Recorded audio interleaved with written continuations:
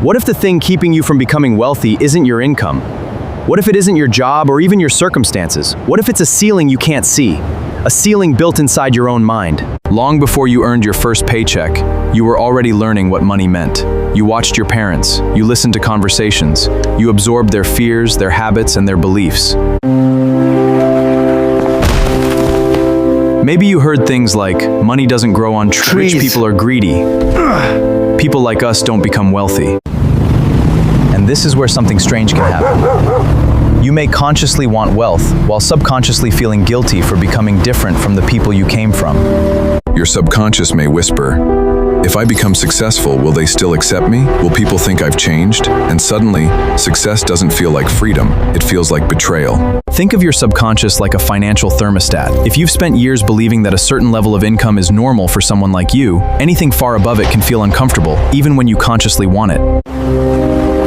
This is why some people can receive more money and still feel poor. They don't know how to emotionally live at the level they financially reached. Sometimes your biggest resistance doesn't come from strangers. It comes from the fear of outgrowing the people you love. Imagine having the door to financial freedom directly in front of you, but an invisible rope keeps pulling you backward. That rope is not necessarily poverty itself. The first step isn't making more money. It's identifying the beliefs controlling your relationship with money. Ask yourself, which financial beliefs are actually mine, and which ones did I inherit? You don't have to reject your past to build a different future. You can honor where you came from without allowing it to determine where you're going. Becoming wealthy doesn't mean abandoning your people. In fact, your growth can become one of the greatest ways to help them. You don't have to stay small to prove that you still care. The ceiling was never made of glass.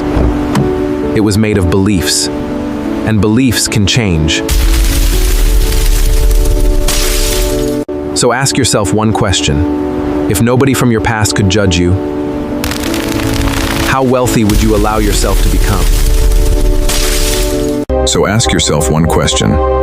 If nobody from your past could judge you, how wealthy would you allow yourself to become? It's finally giving yourself permission to have more. If this video made you question the beliefs you've been carrying about money, don't stop here. Subscribe when you stop letting your past decide your future. What if you secretly don't want to become rich? Not consciously. You probably dream about financial freedom. You imagine the luxury car, the beautiful home, the freedom to travel, and the ability to help your family. But deep inside your mind, there may be a hidden voice saying, people like us don't live like that. And that voice could be more powerful than your ambition. Because sometimes, the biggest thing standing between you and wealth isn't a lack of opportunity. It's an invisible ceiling inside your mind. 1. You learned your money before you could question them. Think back to your childhood. Before you understood investing, business, income, or wealth, you were already watching how the adults around you behaved with money. Maybe you heard, money is hard to make. Rich people are greedy. Don't take risks. We can't afford that. Just get a stable job. These statements may have been spoken with good intentions. But your subconscious doesn't always ask whether a belief is true. It simply absorbs patterns. And eventually, those patterns can become your definition of what is normal. You don't just inherit money. Sometimes you inherit a financial identity. 2. The strange guilt of becoming successful. Here's where things get interesting. Imagine someone grows up surrounded by financial struggle. Then one day, they start making serious money. They buy better clothes, they drive a better car, they move into a better home. Their lifestyle changes, but suddenly they feel uncomfortable. They worry about what their friends will say. They feel guilty spending money. They hide their success. They even start asking themselves, am I becoming someone different? This is subconscious loyalty. You may want to escape poverty, while simultaneously feeling that becoming wealthy means leaving your people behind. And the mind hates that contradiction. So sometimes it solves the contradiction by pulling you backward. 3. How self-sabotage looks like this is where the invisible ceiling becomes dangerous. You finally get an opportunity and you procrastinate. You start making more money and suddenly your expenses increase. You get a promotion and convince yourself you're not ready. You discover a business opportunity and tell yourself, people like me don't do that. You could invest, but you spend. You could learn, but you scroll. You could take the opportunity, but fear whispers, stay where you are. And because the resistance happens inside your own mind, you don't recognize it as self-sabotage. You call it bad luck. 4. Your brain loves what feels familiar. Your subconscious doesn't necessarily care whether your life is successful. It cares about what feels familiar and safe. If struggle has been your normal for years, success can feel strangely uncomfortable. Think about it. A person can be uncomfortable being broke, but still be more comfortable with poverty than with the uncertainty of becoming wealthy.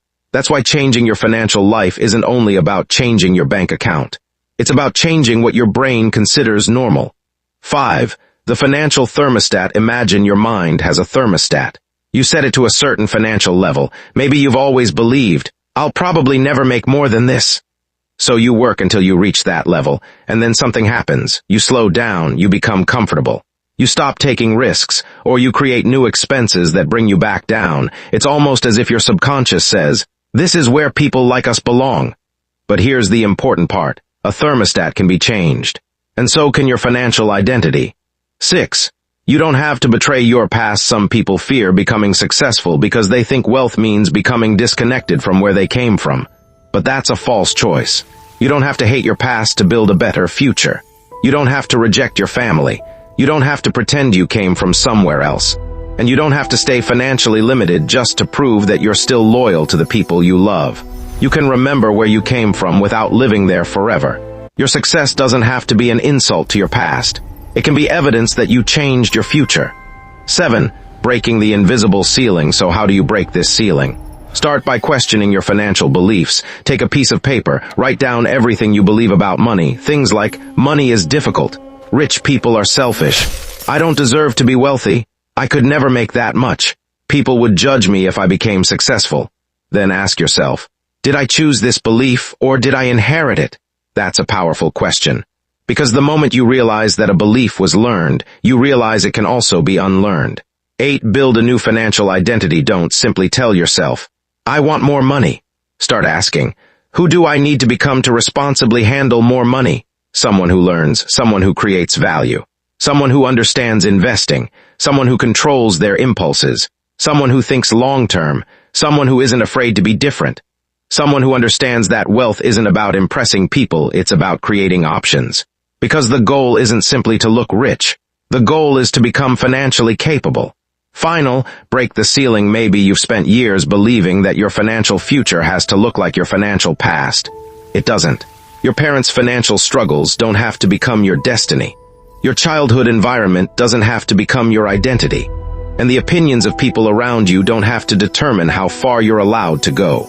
Because sometimes the prison isn't made of walls, it's made of beliefs. And the most powerful moment comes when you finally realize the ceiling was never above you, it was inside you. So break it, learn more, think bigger, build valuable skills, create wealth, and most importantly, give yourself permission to become the person your old identity told you that you could never be. If this video made you question the beliefs you've been carrying about money, subscribe to the channel. Because we're not just trying to make more money, we're building a mindset capable of creating, managing, and keeping wealth. The ceiling was never made of glass. It was made of beliefs. And beliefs can change. Once your brain becomes calmer and more focused, you can upgrade the way it thinks about money. Stop asking only, how can I work harder? Start asking, how can 1 hour of my effort create value far beyond that hour? The future may belong to the person and knows how to use intelligent tools. Your past can explain where you started. It doesn't have to decide where you finish. Want to master your mind and money? We decode the secrets of true success. Subscribe and level up your life today.